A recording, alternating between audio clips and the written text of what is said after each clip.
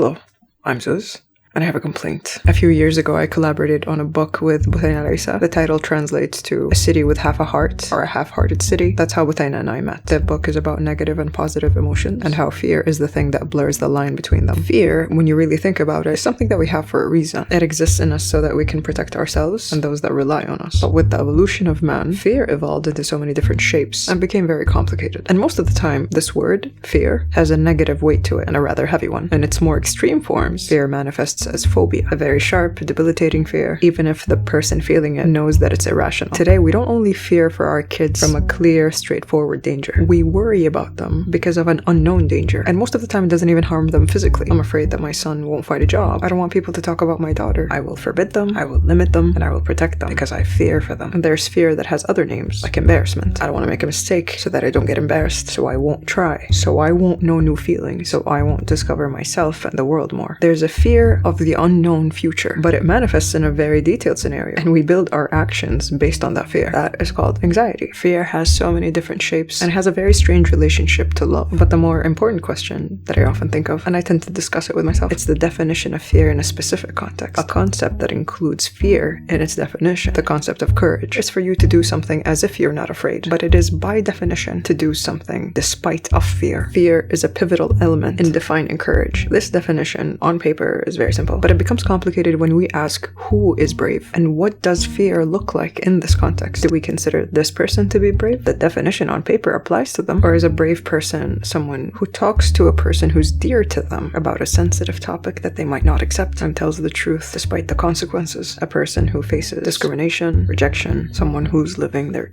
truth. What's strange is that most of these people, the people who look for danger, are not doing it out of fear. It's either because they're trying to escape their reality, or it's a person who lives a life of luxury, of comfort, and just wants to feel that they're alive. On the surface, it looks like fear, but in the context of this person's life, this is the first time they feel alive. I don't have any answers for these questions. I'm just saying whatever is repeating in my head every day. We know that when a person stands in front of very clear danger that threatens their life, they're brave. They sacrifice themselves and sometimes their family. That's really brave. But what if it's not a life and death situation? What if you feel the need to say the truth, to be oneself, to clear one's conscience? Sometimes it's very small things, what you wear, for example. And maybe this truth that this person sees, putting it out in the world, could threaten their family, their people. They'd face social exclusion, their reputation, etc. And since fear is tied to love, maybe it's brave when parents let their children make mistakes, despite our fear for them, from failure, from harm. Because I love them, I let them get hurt. I let them make mistakes so that they'd learn, so that they'd see what they should be afraid of, not just imagine it. I have to be brave for them. But we fear for them, but we have faith that this is their right, and it's our duty towards them. So maybe we need to be brave in raising our kids. Maybe.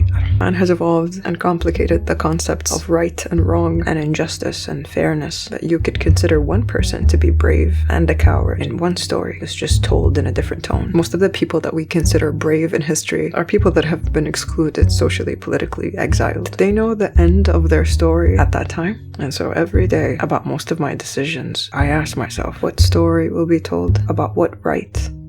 Thank you.